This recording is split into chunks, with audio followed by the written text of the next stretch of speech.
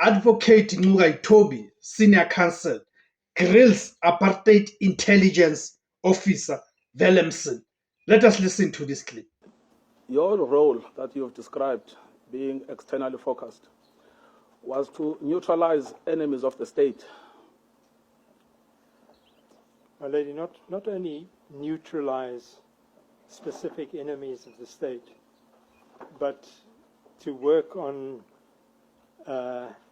neutralizing the political and revolutionary onslaught being conducted against the state at that time. That required you to first identify enemies of the state in order to neutralize them. Well, my lady, it wasn't difficult to identify what have been called here enemies of the state, because these were people that were active in various revolutionary organizations like the ANC, the PAC, the South African Communist Party, and other organizations. This term, neutralize, included killing them. The term neutralize, as we in the security forces understood it, could also include the killing of these people. Which enemies of the state were you involved in killing? Just give us the names. My lady, with great respect, the relevance of that question is serious. We're busy with a specific issue here, and with great respect, I don't want to waste too much time on this issue, but this is such a broad question, and with so many legal implications, I don't know what the answer is, but it's not a question that I, with respect, submit would assist your ladyship in coming to a proper conclusion in the present inquiry relating to the specific present issue. Yes, Mr. You know, it is directly relevant, my lady, because the witness says, I was not involved in internal operations, I was involved in external operations, but the methods we will submit are the same. He says that I was involved in neutralizing enemies of the state, which includes killing them. I want him to give me the names of the enemies of the state that he was involved in killing. And what about self-implication, the right against self-implication, Mr. Ngcukaitobi? Sorry, my lady, I always have a problem when a colleague stands up whilst you are still addressing a judge. Sorry, my lady, what's the question? What about the right to against self-implication? Well, my lady, there is no... The witness can say, I don't want to give you the names, but it's not an objection that is valid. The question is legitimate.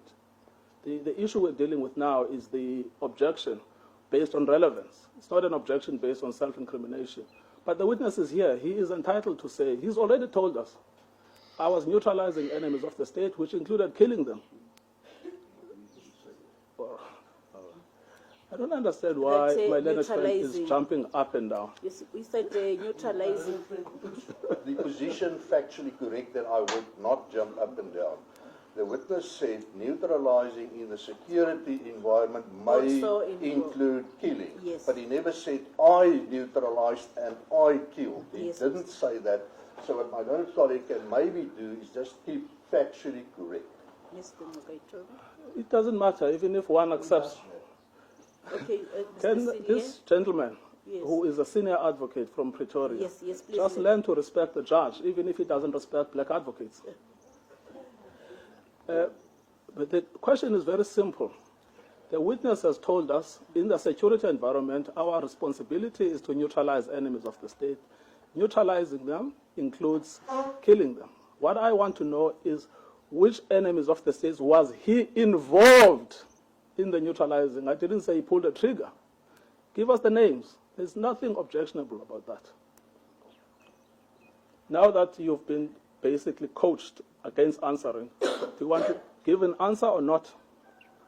With respect, you should first make the ruling before you insist and proceed now as if you, your view and or yes, your directions doesn't count. If yes, you rule against me, then you can ask yes, the I question. will allow the question, Mr. Celia. Yes. If you can answer the question? Thank you, my lady. You've heard the question and you've heard the spirited defense from your advocate who apparently fears the answer. Okay, it's okay. Let's keep it off, Mr. Sellier. Let's deal with the witness now, Mr. Then let's avoid this back and forth, Yes, please. well, only if I had started it, but I didn't. Can you answer the question, Mr. Williamson? Which enemies of the state, I want the names, were you involved in neutralizing in your role as an intelligence officer? I think it's common knowledge that I was granted amnesty by the TRC for the killings of Ruth First. When was Jeanette's- Ruth first killed? Sorry? When was she killed? Oh, I can't give you the date, sorry. Well, just a year. It don't have to be a date. It was during the 80s. Yes. Yes. Another name? Jeanette Schoon, And when was Jeanette Schoon killed? she was killed in Lubango in Angola. Also in the 1980s. Yes, together with the tragic and unfortunate and unintended death of her daughter, Katrain. Yes. And how old was the daughter? I don't recall, but very young. All right, guys, just for context, this is what is unfolding in the Craddock 4 inquest. This is happening at the inquest of the Craddock 4. The Craddock 4 is Perum Conto, Fort Calata, right? And the two others who were murdered by the merciless apartheid regime. So this is an inquest, and what we have realized here, it is that in terms of white arrogance and the disdain that white people have for black people, we have not moved an inch as a country. You look at how this witness, Williamson, and his legal counsel are undermining a black advocate senior counsel. They've got no respect even for the presiding officer, a judge. That's white arrogance, which unfortunately, as a country, we have not done anything about. The arrogance that's being exhibited here by these white people is the same arrogance that they exhibited